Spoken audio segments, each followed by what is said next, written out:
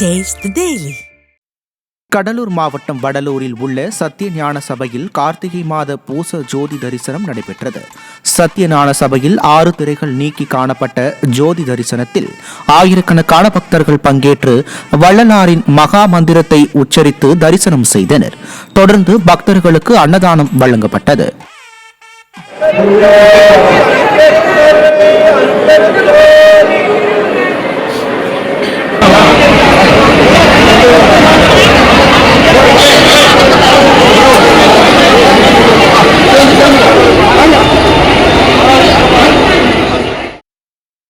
திருவாரூர் மாவட்டம் கூத்தநல்லூர் அருகே வேளக்குடி அங்காள பரமேஸ்வரி கோயிலில் 2ஆம் ஆண்டு கும்பாபிஷேக விழா விமர்சையாக நடைபெற்றது.